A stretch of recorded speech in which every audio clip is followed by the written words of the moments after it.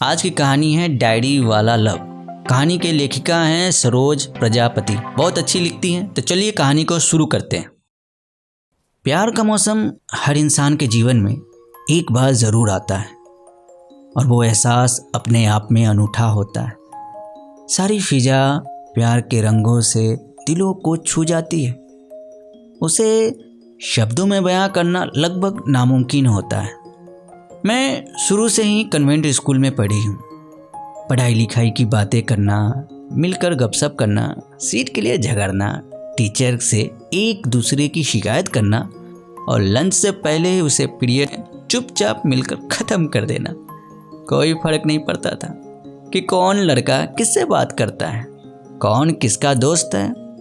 8वीं तक तो ये सब नॉर्मल था, लेकिन जैसे ही हम 9वीं क्लास में आए तो सब लड़के लड़कियों के हाव भाव बदलने लगे थे।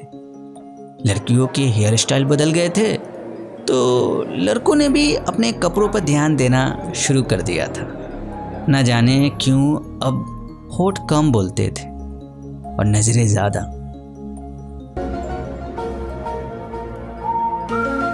अगर अब कोई ज़रा सा भी मुस्कुरा कर देख लेता तो दिल जोर जोर से धड़कने लगता था।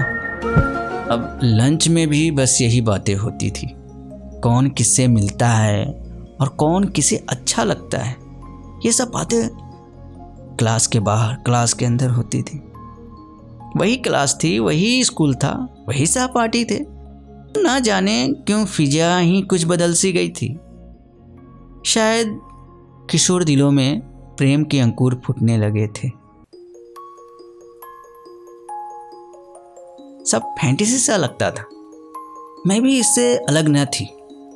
मेरे सीने में भी एक दिल था जो धड़कने लगा था, लेकिन मुझे ना चाहते हुए भी अपने इस दिल पर काबू रखना था, क्योंकि ना जाने क्यों मुझे हमेशा यूं लगता था कि मेरे पापा की दोनों आंखें और कान मेरे आसपास ही हैं। ना ये ना समझना वो मुझ पर हर समय नज़र रखते थे। ना बिल्कुल नहीं।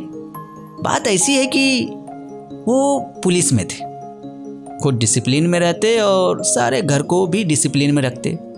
ज़्यादा हंसी मजाक उन्हें पसंद ना था।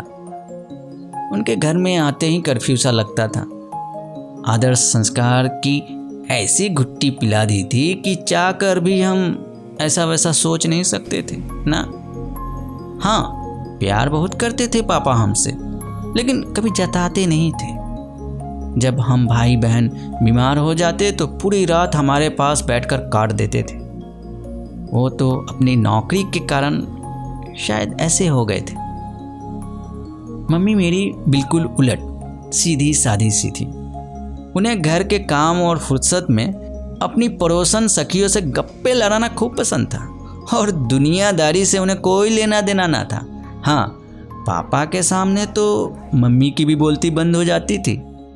तो अपने घर के इस माहौल को देखते हुए हमने तो कसम खा ली थी कि प्यार मोहब्बत के चक्कर में तो बिल्कुल नहीं पड़ेंगे ना, क्योंकि पापा तो हमें छोड़ेंगे नहीं और गऊ जैसी माँ में इतनी हिम्मत नहीं कि हमें उनके प्रकोप से बचा ले। जी हाँ, लेकिन इस दिल का क्या करे जब आसपास सब प्यार के रंगों में डूबे हों तो अपने दिल के जज्बातों को कैसे संभाले? कैसे संभाले? लेकिन दिमाग बार बार आगाह करता, संभल ले, नहीं तो पापा। फिर एक दिन दिल वाले दुल्हनिया ले जाएंगे देखते हुए हमें एक आइडिया आया। हमने भी अपने दिल के जज्बात प्यार की स्याही में डुबोकर एक डायरी में उड़ेलना शुरू कर दिए। कुछ शेरो शायरी जो दिल के हालात बयां करती थी। मोहब्बत को अपनी पाकर दिखाओ, दिल पर हमारे छाकर दिखाओ। कहना तो आसान है कि हमें इश्क है तुमसे, लुप्त तो तब है जब निभा कर दिखाओ। दिल में छुपा कर रखे हैं अरमान कि जब तुम मिलोगे तो दिखाएंगे। हम हैं सिर्फ तुम्हारे दिल भर, जुदा होकर तुमसे न हम रह पाएंगे। इन शायरी को लिखकर दिल को एक सुकून सा मिलने लगा और इस बात की तसल्ली भी कि हम अपने मम्मी पापा के संस्कारों से कुछ अन्याय नहीं कर रहे हैं। अपनी इस शायरी वाली डायरी को बहुत सहेज कर पापा की नज़रों से छुपा कर रख दिया। लेकिन हाय रे किस्मत, एक दिन पापा अपने कुछ कागजात ढूंढ रहे थे। हमारी भोली भाली मम्मी भी उनकी मदद करते करते पता नहीं कहाँ से उन कागजों के साथ साथ वो डायरी भी उनके हाथ में दे आई। उसके बाद तो घर में जो सुनामी आई भैया पूछो मत। पहले तो मम्मी कटघरे में खड़ी की गई कि सारा दिन मोहल्ले भर का हिसाब रखती हो और घर में क्या चल रहा है उसका पता ही नहीं। डायरी के कितने टुकड़े हुए गिनते नहीं बनता था और सजा के तौर पर हमसे पापा ने पूरे 1 सप्ताह तक बात नहीं की। उस दिन के बाद हमने शेरो शायरी से तौबा करते हुए अपने डायरी वाले लव का दी एंड कर दिया।